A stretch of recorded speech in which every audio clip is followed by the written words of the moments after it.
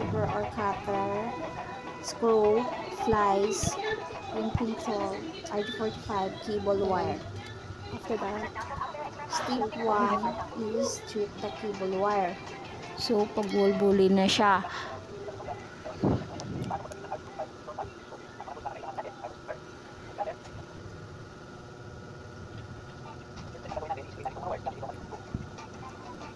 Then, pag straighten mo na siya.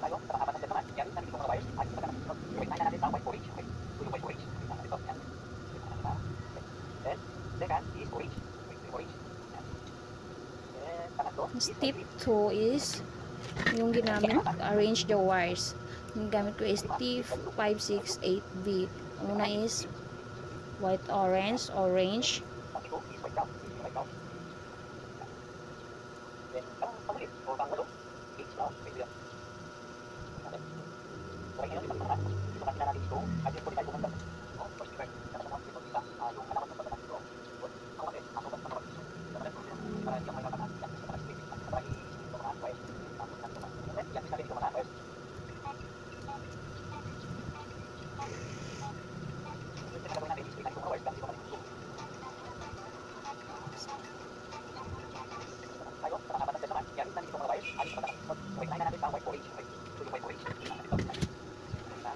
White, green,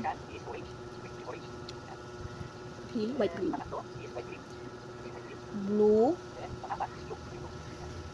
white, blue, green, white, brown. Step 2, arrange the wires. Use T568V on both ends for straight through cables. So, sukatin natin sa RG45 kung saan banda ang putulin sa wire natin.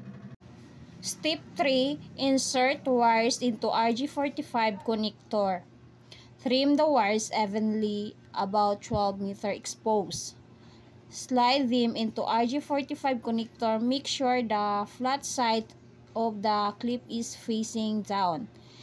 Ensure wires go fully into the connector and stay in the correct order.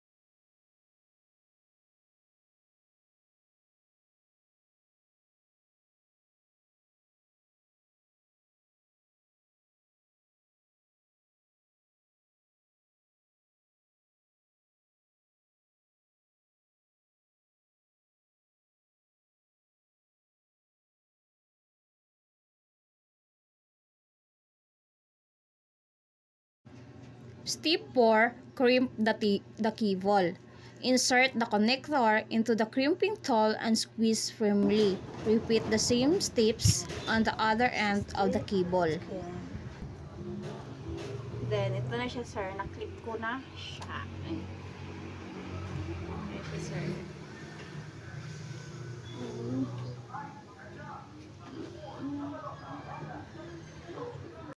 So, step 5, twister cable. So, ipapakita ko yung LAN cable.